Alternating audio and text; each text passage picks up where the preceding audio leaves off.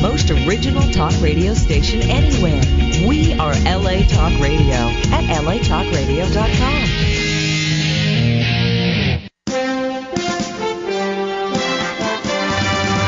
You're listening to History and You with George Rodriguez Walling right here on LA Talk Radio.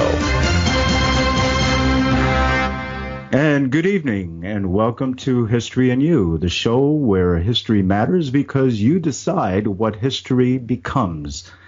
If you want to call in and contribute your issues and insight, please call at 323-203-0815. Call in and tell me your Christmas story. And speaking of Christmas, Merry Christmas to everyone out there. On the other hand, if you are shy about going on the air but want to contribute anyways, send me an email at historyandyou@yahoo.com. That's historyandyou@yahoo.com. You'll find this information on the website. I am your host, George Rodriguez Walling, and I am very happy to bring you this show on the evening of Christmas Day. This is a very special day for me and for many others who also share in the gift of celebrating the birth of Christ to the world. Now, tonight's show is about the 8 gifts of Christmas. But first, I want to talk a little bit about what makes this day so special, so different from all other days, that always breaks new ground for people to reach out to one another once again, to extend and give of themselves a little more, and to be a little more kind in the ways that can bring the warmth of the season into the human heart. These are the things we can do in trying to be better at who we are and what we do in life, but only if we choose to do so. Christmas is that time of giving, whether it's in the giving of ourselves or a gift or both. The key here is to give and to do good. You know, it always makes us feel better when we give than receive, because it's in the giving that drives the heart. But when we receive, we do so with expectations. I've often wondered, do we gain more personal satisfaction from doing a good deed than a bad one? If so, the more interesting question then is, why? Some have speculated that perhaps by doing a good deed, it leaves people with a permanent feeling of clarity and honesty in matters of conscience and heart, while an evil deed is often found to be short-lived, meaningless, and easily forgotten in the long run, betrayed by malice and clouded with guile. So if doing good to others makes us feel better, then why do we sell ourselves short so often in thinking otherwise? We give each other gifts on Christmas to express our love for family and affection to friends, but Christmas runs a little deeper, I'm afraid. Christmas is about what we have, what we no longer have, and what we will never have. Let me take a quick pause here to remind our audience, for the participants who wish to call in with questions or comments, the number is 323-203-0815. That's 323-203-0815. Or just send me an email at historyandyou@yahoo.com. That's historyandyou@yahoo.com. I'd love to hear from you. Let me also mention a quick word about the value of Avcom Technic. Airline companies, this is especially for you, so listen up. This is a company that truly makes flying the safest and fastest way to travel, and the folks here at Avcom really do go out of their way to make sure that all your destinations are met. What do these folks do? They make sure that all instruments on commercial airliners are in proper working order, and that is very important, especially nowadays. They also maintain all flight systems according to federal government codes and regulation standards. And why do airlines pay special attention to Avcom? Avcom is one of the largest third-party automatic test equipment operators in Miami, Florida. We provide avionics and component repairs, defect Rectification, schedule maintenance, and overhaul and modification of avionics. They are also FAA, EASA, pending CAAC approved repair facility. These folks have been in business for 25 years. They are an approved repair station for GMF, Air Transit, Air Wisconsin, Boeing, Comair, Delta, ExpressJet, Allegiant Airlines, KLM, Lufthansa Technik, Monarch, Saab, SkyWest, US Air, Iceland. Oh my God, so many others. Avcon operates 17 automatic test equipment systems, and it is an approved vendor for 95% of domestic and international carriers. They do have a warranty return rate of less than 1%. So, airline execs, please call these folks at 305-436-0300. That's 305-436-0300, or you can check them out on the web at www.avcom-avionics.com. That's avcom-avionics.com. Okay, let's get back to the show. Drawing up a stores list. Christmas is about the things we think we have. Let's take a closer look at the 8 gifts of Christmas that we so often then take for granted. Christmas gift number 1. A spouse. A partner in all things, who, when she speaks to me, I have a life. A woman, as in my case, who lives for me in body and soul. Do I so gladly dare to dedicate my complete devotion to filling her remaining days with the happiness of my love for her.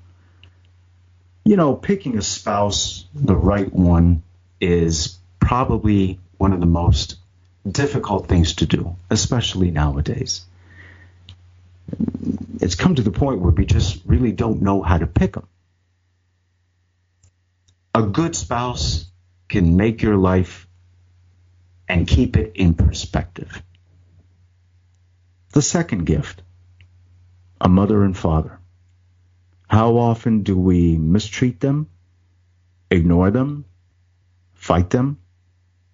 How easy is it to overlook the only people in this world who will love and accept you for what you are and with no conditions? This is unique. And to have this is truly a gift. So many of us have it. So many of us decide to ignore it. Gift number 3. A brother and sister. A companion for life and committed to taking the good with the bad about you at every turn.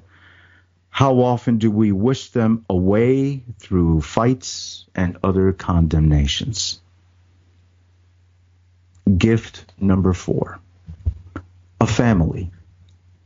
A closeness shared and unlike any other. How willing have we sometimes been to trade off the very marrow of your own home just to chase overrated pleasures over underrated treasures? Gift number 5, your health.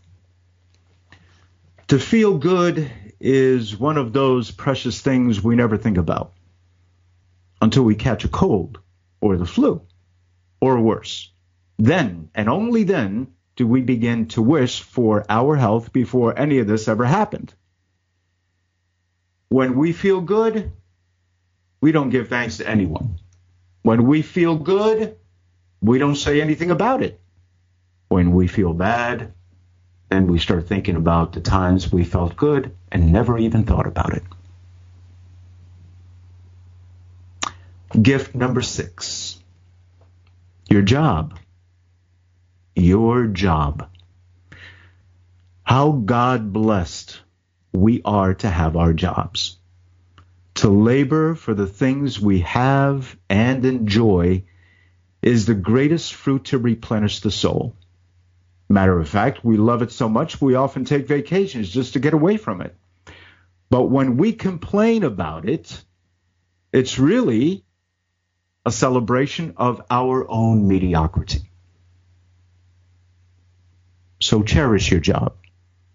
Make sure you do a job that you enjoy, that you don't mind going to bed Sunday nights and waking up early Monday mornings and feeling good about where you're going, feeling right and feeling confident about what you are about to do. Gift number 7, your children. Precious as they are, and eager for adults to be grandparents, just to do the kid thing on a part-time basis, there's nothing like that look in their eye telling you how much they love you until they need something. Then the whole thing changes. And gift number 8, your friends. Friends, everybody has friends, but you got to understand what they are. Friends come and go. They come back again, and they go away again.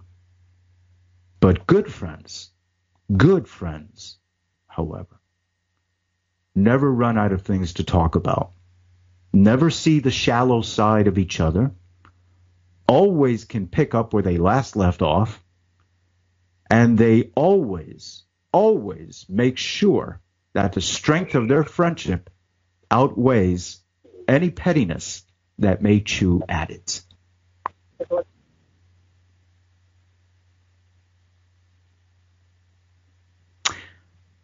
All the rest in life is secondary. And we will talk about that in just a moment because I think we have a caller. Yes, you're on the on. Hi, George. I just wanted to say Merry Christmas. Oh, Merry Christmas. And who is this? This is Maria. Oh, Maria, thank you. Thank you very much. And I hope you're having a very, very nice Christmas yourself. We are. We're here with family, and we're all gathering here. And we're going to have dinner, and we're having a very nice time. Well, that's terrific. Well, my love to everyone there, and wish them all a very, very Merry Christmas. And I hope you enjoyed all of my 8 gifts that I just gave you as one big package gift for everyone there. Okay, we've been listening. Thank you. You're very welcome, and thanks for calling. All right. After the 8 gifts, all of the rest is secondary. And if Christmas is also about the things you no longer have, that's when the meaning of the season becomes the most. It's pointed because you've now begun to realize just how short life can really be. And the moments we have left with each other to share are no longer taken for granted as often anymore. So Christmas is about forgetting what is owed to us, forgiving those who injure us, and remembering those loved ones we took time to laugh with while in the world. So if you choose to be defiant and arrogant enough in failing to take all of this in deep inside, then you'll never understand Christmas. From that moment, that will be the Christmas gift you'll never have, your own redemption. Okay, we have another caller. Hello, George.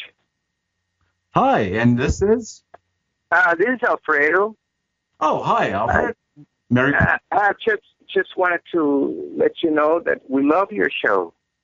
Oh, thank you for your exposition on Christmas. Oh, you're very welcome. And I hope we really appreciate it. We're gathered here with family, and we couldn't have anything better than your show. So that's great. Well, thank you so very much. Thank you, and Merry Christmas to everyone there. I hope you enjoyed all of my 8 gifts to you. Okay, well, keep your program on. Don't let it stop. It's great. I definitely will try and do that. We'll head in that direction, definitely. Okay. Thanks again. Thank you for calling. Bye. Bye-bye. Okay. Wow, that was very nice, very encouraging. And at this point, let me take another quick pause to remind our audience, in case you're joining us late, for the participants who wish to call in with questions or comments, the number is 323-203-0815, or just send me an email at historyandyou@yahoo.com. The number is 323-203-0815, or email me at historyandyou@yahoo.com. I'd love to hear from you. I think we have another call. No? Okay. So let me take at this point, mention another quick word about the value of AVCOM. Once again, airline execs, please listen up. This is a very important, interesting message for you to consider. This is a company that truly makes flying the safest and fastest way to travel. And the folks here at AVCON really do go out of their way all the time just to make sure that your destinations are met. And what these folks do, they make sure that all instrumentation on all commercial airlines are in proper working order. They also maintain all flight systems according to federal government codes and regulation standards. Okay? And why does the industry of commercial airlines use AVCON? They are a one-stop avionics repair shop specializing in all three manufactured TCAS systems. In addition, they have a TCAS antenna repair program designed so you can evaluate the cost benefits of repairing versus replacement, and by a flat repair fee of $18.95, no evaluation fee. They also repair and overhaul high-end avionics manufactured by Bendix King, Honeywell, Rockwell, Collins, ACSS, Smiths, Thales, and BAE in current production for Airbus, Boeing, Douglas, CRJ, and ERJ aircraft. They have licensing agreements with a wide variety of companies, including Honeywell, Rockwell, Collins, ACSS, Smiths, and Thales. They offer superior service and the fastest turnaround time possible. So you may want to give these folks a call as soon as you are able to do so at 305-436-0300. That's 305-436-0300, or you can check them out on the web at www.avcon-avionics.com. That's AVCOM, avcon-avionics.com. Okay. Do we have another caller here? Okay. George, Merry Christmas. Merry Christmas. And who is this? This is Dean. How are you doing? Oh, Dean, how are you? Good to hear from you. I hope you're having a very, very nice Christmas this evening with your family. Thank you. Likewise. George, I have a friend who I've known for over 20 years who is an agnostic. Obviously, I respect his belief or lack of belief thereof. What can someone say, or what can you say to him in terms of the meaning of Christmas, particularly to someone who doesn't necessarily follow the Christian faith? Well, that's a really terrific question. First of all, remember what an agnostic means in essence.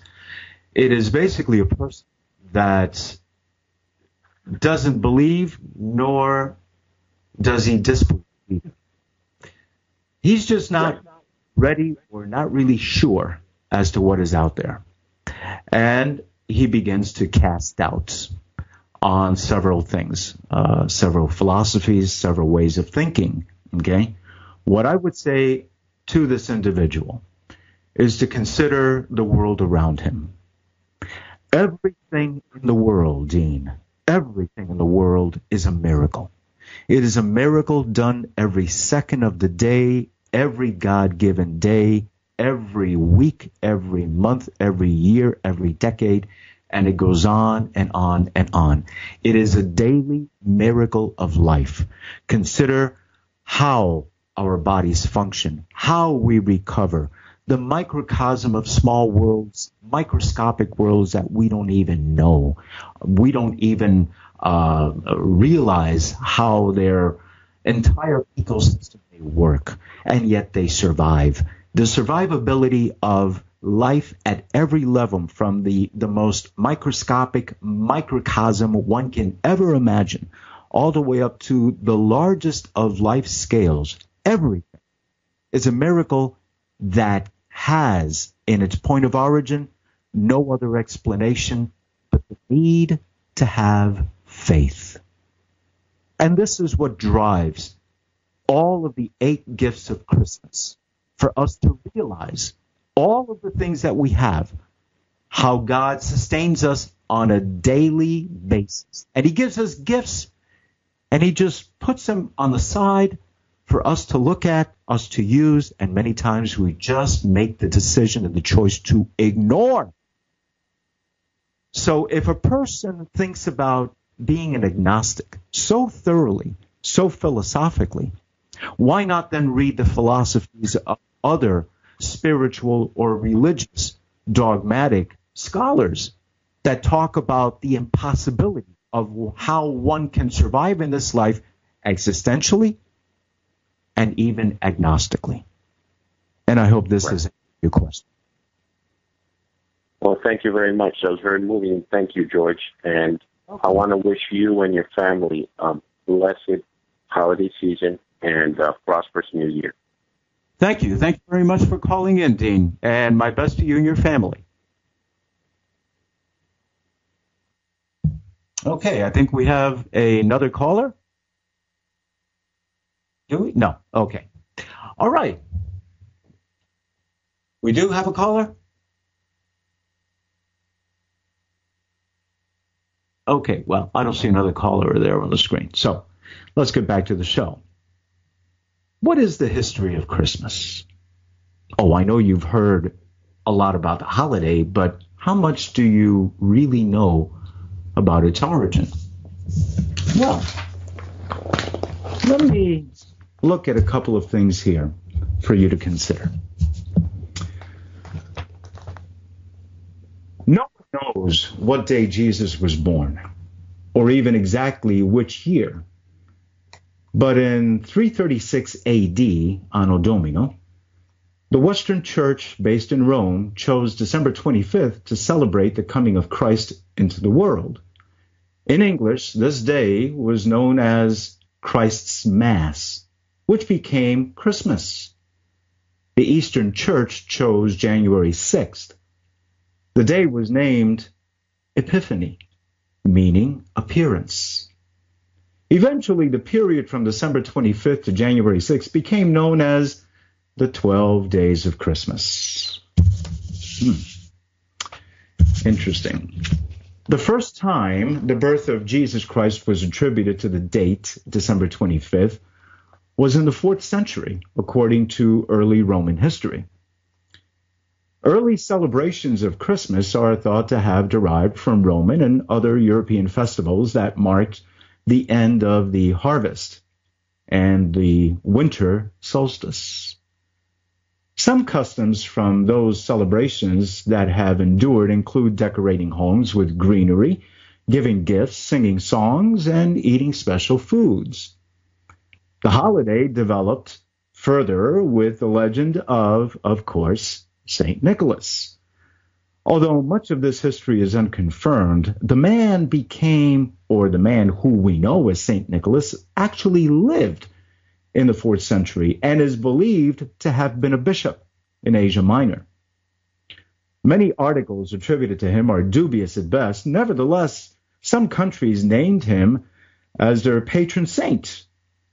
He is also considered the patron saint of, among others, children, for protecting them, sailors, whom he reputedly saved at sea, and, of course, the poor, to whom he generously gave gifts.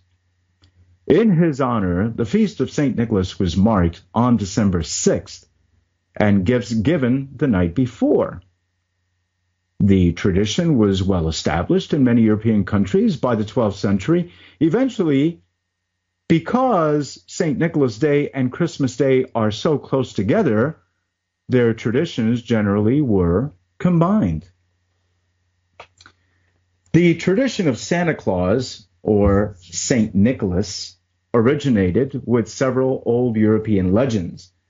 The modern image of Santa as a gift-giving, rotund gentleman in a red suit with a sleigh and reindeer can be traced to Clement Clarke Moore's poem, A Visit from St. Nicholas, also known as The Night Before Christmas, which was published in 1823. The Christmas spirit of giving also can be traced to the book A Christmas Carol by Charles Dickens. Dickens' book, published in 1843, is the story of Ebenezer Scrooge, which you might have no doubt heard about, a stingy curmudgeon who has a series of visits from the ghosts of Christmas past, Christmas present, and Christmas future. These ghosts show Scrooge a series of disturbing visions that make him realize the evil and futility of his life, and he becomes a completely new person, generous, loving, and likable. Okay. And so that is a little history of Christmas and the Christmas holidays. But there is more to come. Is there a caller on the line here? None. Okay, very good. Now, let me move on to some Christmas facts, which you may not be aware of, okay? Which I would like to start by describing them as Did You Know? Did you know that the story of Jesus Christ's birth is told in the New Testament Gospel of St. Luke and St. Matthew? I'm not sure I knew that. Maybe. Okay. Did you know that some Christians celebrate Jesus Christ's coming on January 6th, the Epiphany, the appearance, when they believe he was baptized? I didn't know that. The song 12 Days of Christmas refers to the 12 days between Christmas and the Epiphany. I knew that. I told you that at the top of the show. The word Christmas comes from the Old English Christus Masse, which means Christ's Mass. I didn't know that. Did you know that the word Xmas, letter X with MAS following, is sometimes used instead of Christmas? In Greek, the letter X is the first letter of Christ's name. I didn't know that. Did you know that in 1969, the Roman Catholic Church dropped St. Nicholas' feast day from its calendar because his life is so unreliably documented? Okay. The German word Christkindl, I think it's pronounced, which means Christ child, eventually turned into Kris Kringle. I knew that. Did you know that Santa Claus generally was depicted as an elf? As an elf. Until 1931, when Coca-Cola ads portrayed him as human size. Didn't know that. And the last one, thank goodness. Did you know that Rudolph, Rudolph with a red nose? Rudolph didn't become Santa's 9th reindeer until 1939, when an advertising writer for the department store Montgomery Ward created him. That I did not know. And these are facts entertained to you by Encarta 96 Encyclopedia. Okay? The other parts for our history of Christmas that I would like to cover with all of our audience at this point is what happened on this day. Something always unique, something different happens on December 25th, aside from it being a birthday of a very good friend of mine. In the year, and I will start you in the year 1621. These are facts that actually happened on Christmas Day. In 1621, the governor of New Plymouth prevents newcomers from playing cards. What's the... Okay.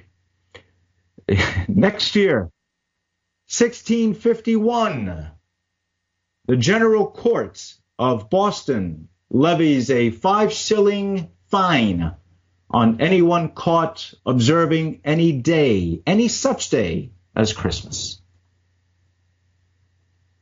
They must be agnostics. In the year 1861, Stonewall Jackson. You remember this guy? This was General Robert E. Lee's right-hand man in the American Civil War.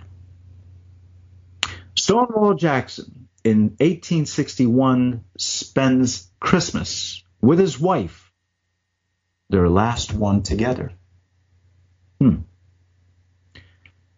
the year 1862, President and Mrs. Lincoln visit hospitals in the Washington, D.C. area on this Christmas Day to see the veterans, the injured veterans, of course.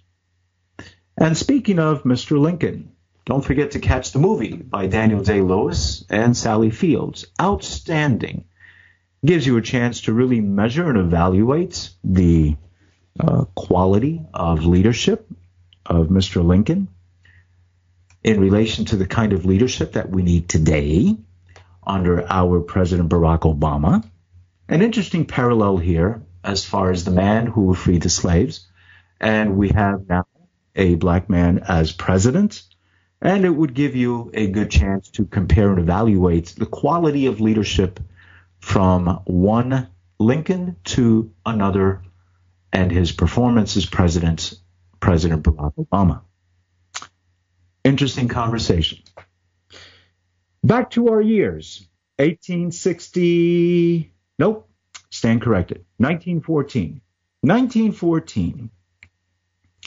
German and British troops on the Western Front declare an unofficial truce to celebrate Christmas during World War I.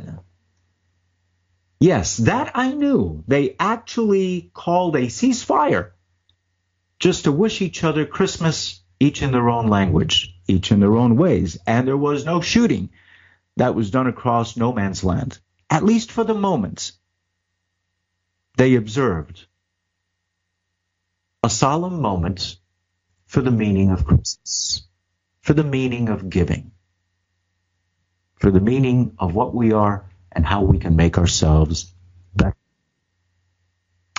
In the year 1927, in our neighboring country, the Mexican Congress opens land to foreign investors, reversing the 1917 ban enacted to preserve the domestic economy. This deals with foreign direct investments, and this caused a real stink for not only Mexico, but also the United States and other European nations, particularly Germany, and wanted to invest in the subsoil and petroleum deposits that Mexico has. And it caused a real problem, in particular for President Wilson, who did not get along very well with one particular dictatorial president at that time named Huerta. In the year 1946, Chiang Kai-shek, remember this guy? He was the nationalist leader for China. We supported him against the efforts of Mao Zedong in the Chinese Civil War, which finally came to an end in 1949 when the Chinese communists finally came to power in China. Well, in 1946, Chiang Kai-shek offers a new Chinese constitution in Nanking, pledging universal suffrage. Universal suffrage. Outstanding. In the year 1962, the Bay of Pigs. You remember this episode? Cubans made a valiant attempt to invade the island with American support, hopefully, which never occurred. And they backed out. And after that, many Cubans were either slaughtered on the beaches or captured, or both. Okay? And the leadership at that time was under the tutelage of President John F. Kennedy. Well, in 1962, the Bay of Pigs captives, upon their return to the United States, vowed to return to Cuba. Return to Cuba, once again, to topple Fidel Castro. I only wish it would have happened, but it never occurred. In the year 1979, Egypt, which, by the way, now is, well, not just Egypt, but the whole Middle East region, is in so much turmoil that one can hardly imagine how to even begin to fix it. But in any event, 1979, Egypt begins major restoration of none other than the Sphinx. Wow, interesting. 1991, a really important year. Christmas Day, December 25th. Mikhail Gorbachev, the Soviet Union's first and last executive president, as the Soviet Union resigns. The Soviet Union no longer then existed. That's when the Soviet Union imploded. Under the tutelage, the American tutelage now, of President Ronald Reagan. Interesting, in 2006, James Brown. Remember this guy? Used to really make people go into a real tap-toeing rhythm here. James Brown, the godfather of soul, good man, dies on December 25th, Christmas Day, at the age of 73. More interesting dates. Not exactly in the same order, but nonetheless equally interesting. The year 1900. Smallpox epidemics breaks out. In 1900 in Kentucky, a smallpox epidemic was raging with hundreds of people stricken. The majority rate was 20%. Mortality rate, was 20%. And health authorities demanded that every person in the state be vaccinated. Another interesting thing that occurred on Christmas Day in 1926, Emperor Hirohito. Do you remember this guy? This was the Emperor of Japan during World War II. On December 25th, 1926, Hirohito becomes the 124th Emperor of Japan, succeeding his father, Emperor Yoshihito. In 1969, oh dear Lord, Vietnam. Casualties, December 25th, 1969, reporter William F. Buckley, writing in the Kimono Tribune, had visited South Vietnam and observed that 80% of the casualties were South Vietnamese and 20% were American troops. At that point, he felt that the U.S. was going about the war in the wrong way. Interesting. Okay. And the last one, as far as episodes that occurred here on Christmas Day, 2008, not that long ago. Eartha Kitt dies. Who was Eartha Kitt? Singer, dancer, actress. She died at the age of 81. She died of colon cancer on Christmas Day.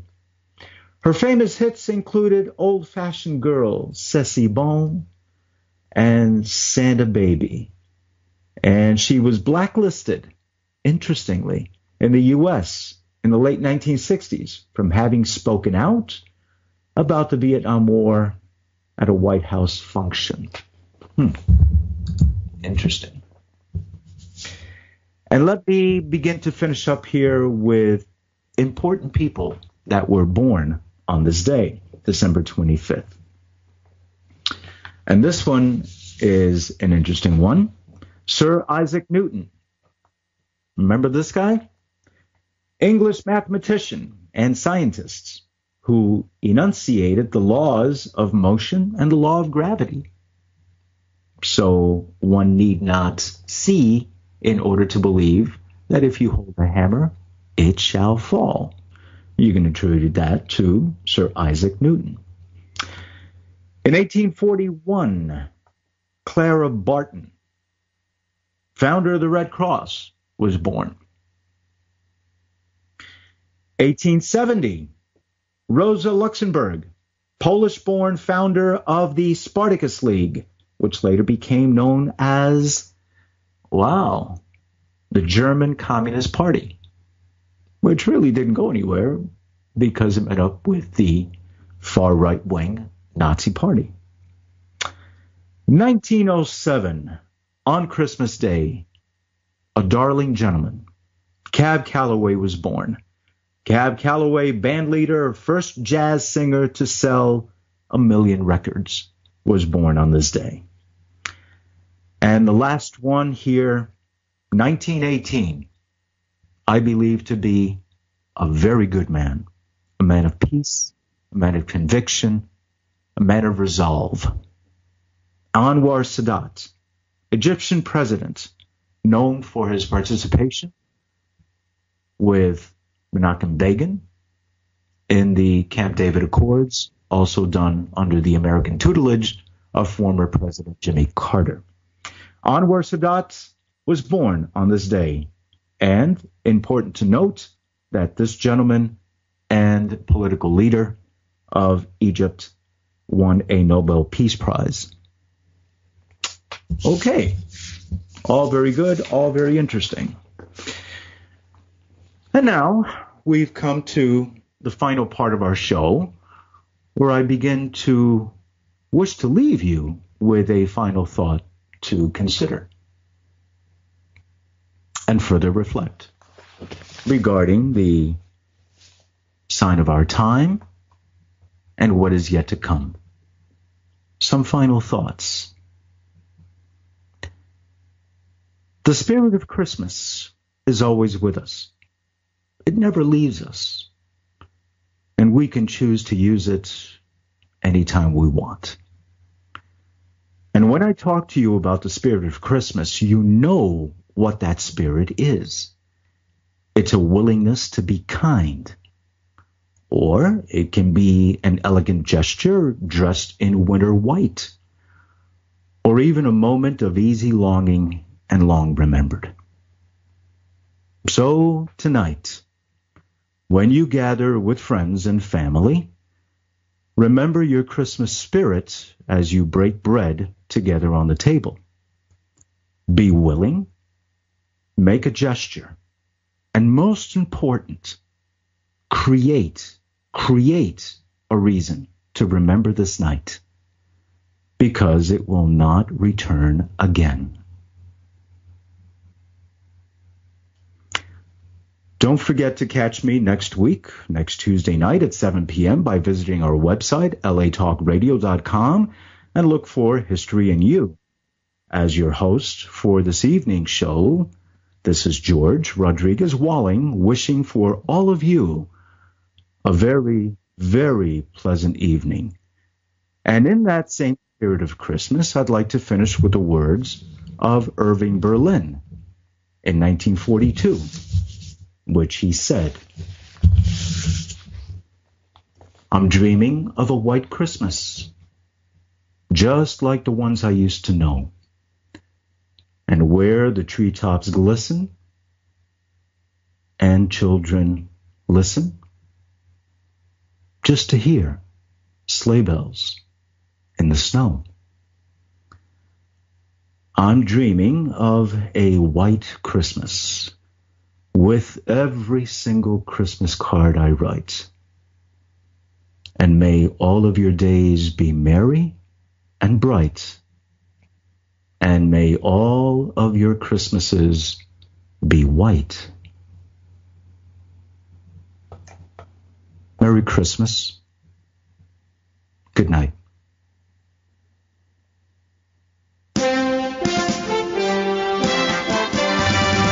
You're listening to History and You with George Rodriguez Walling right here on LA Talk Radio.